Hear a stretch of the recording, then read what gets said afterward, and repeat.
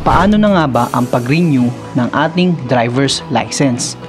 Ngayong video guys ay pag-uusapan natin kung paano nga ang pag-renew ng ating lisensya. Sa bago nitong proseso, dahil meron nang nadagdag na requirement na magsisimula ngayong October 2021 at sa mga susunod na buwan naman sa iba pang opisina ng LTO, lalo na sa mga probinsya. Sisimulan na po ng LTO ang batas na kailangan ng kumuha ng comprehensive driver's education ang lahat ng mga magre-renew ng kanilang driver's license. Sa video na ito ay malalaman natin kung ano-ano ang mga requirements, proseso, at estimated na gastos. So, umpisahan natin sa requirements. Ano-ano ang mga requirements sa pagre-renew ng ating lisensya? Ang unang requirements ay ang original driver's license ID. Kapag wala pa kayong driver's license ID, ay kukunin nyo po ang driver's license ID nyo sa LTO dahil ang iba po ay temporary driver's license lang ang binibigay or yung parang resibo lang. Pangalawang requirements ay ang medical certificate na makukuha sa mga accredited medical clinic ng LTO. Make sure na meron po kayong hard copy nito at medical certificate number dahil ang medical certificate number po ay ilalagay sa LTO portal at mabe-verify agad ang inyong medical certificate. Kaya make sure po na accredited ng LTO ang medical clinic na inyong pupuntahan. Ang sunod na requirements ay ang nadagdag o yung bagong requirements. Ito ay ang tinatawag na CDE certificate. Ang CDE ay Comprehensive Driver's Education. Ang certificate na to ay ang patunay na ikaw ay nakapasa sa CDE Validation Exam.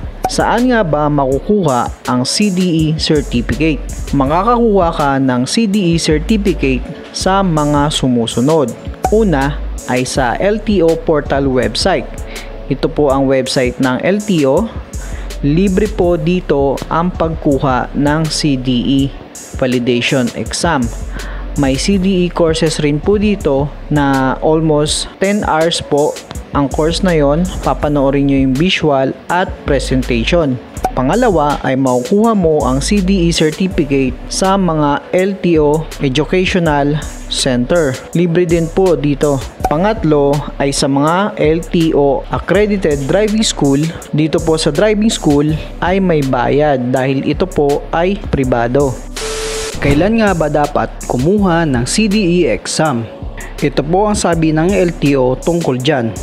The Comprehensive Driver's Education Online Validation Exam may be taken 60 days or earlier prior to the expiration of the driver's license in all LTO offices where the 10-year validity driver's license is already implemented. The CDE Certificate of Completion has no expiration as per memorandum dated 14 October 2021. So malinaw po na 60 days or earlier bago mag-expired ang inyong lisensya at wala rin pong expiration ang CDE certificate.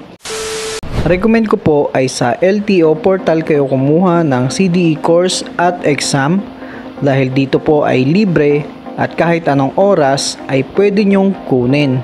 Ang susunod ay papakita natin kung paano kumuha ng CDE course at exam sa LTO portal.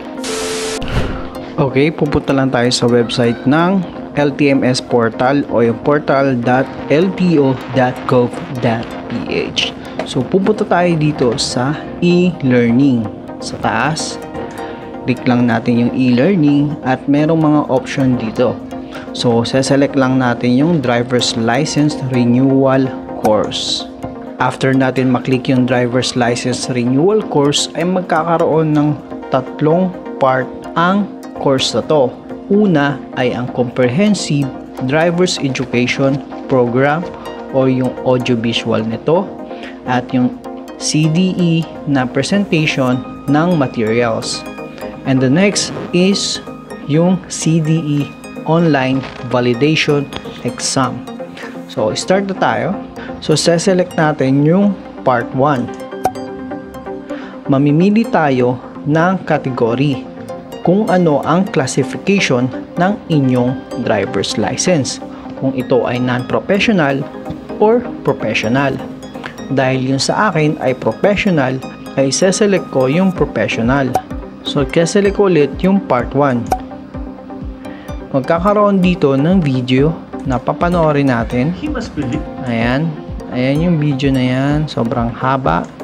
2 hours and 25 minutes nyo tatapusin yung course na to. Sunod na tayo sa part 2. Yung part 2 naman ay visual pa rin. Ang oras ay 2 hours ang haba nito. So tatapusin ulit natin.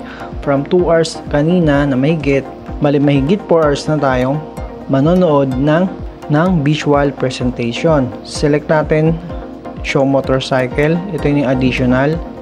Ayan, papanoorin ulit natin to, tatapusin natin at iintindihin.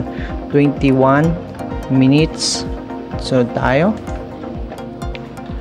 Next, motor vehicle. Ayan, 43 minutes. Tatapusin ulit natin yan. Show road safety. Ito na yung kasunod. Yung presentation of materials. Road safety, road and traffic rules. May part 2 siya. Tapos special law, yan, special law, yan, other regulation, general information, kada. Siselect lang natin yung next, yan. Itong part 2 ay total of 5 hours. Depende kung gaano nyo kabilis iintindihin yung mga presentation dito. So pagkatapos nun, online validation na. Pag online validation, pag sinelect natin tong start again, hindi siya pupunta doon sa validation. So, ang validation ay makikita nyo ulit dito sa e-learning. Select nyo yung e-learning sa baba ng driver's license renewal course ay merong CDE online validation exam. Siselect nyo lang yung CDE online validation exam at yan, mag-start na kayo ng inyong exam. Select nyo lang start exam, mamimili kayo kung English or Filipino. Yan, sasagutan natin daw 25 items, 50% ang passing. Congratulations dahil nakapasa ka na sa CDE online validation exam. So pagkatapos niyan ay ipiprint na ang inyong CDE certificate. Pwede mo to i-download as PDF file at ipaprint na. So after nan ay ang medical exam na. So medical certificate number dito ay mandatory.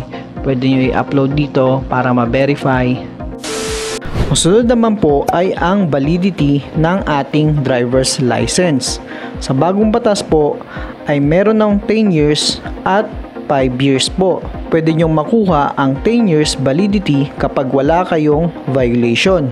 5 years pa rin kapag merong violation. So punta naman po tayo sa mga babayaran. Sa pag-renew po ng lisensya, ito po ang babayaran nyo sa LTO.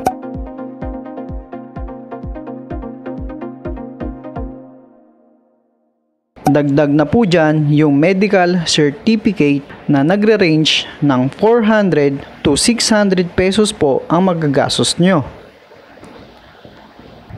So yun lang guys, kung may katanungan kayo ay comment down below lang po. Don't forget to like, share and subscribe na rin po sa channel ko. Yun lang guys, and always ride safe.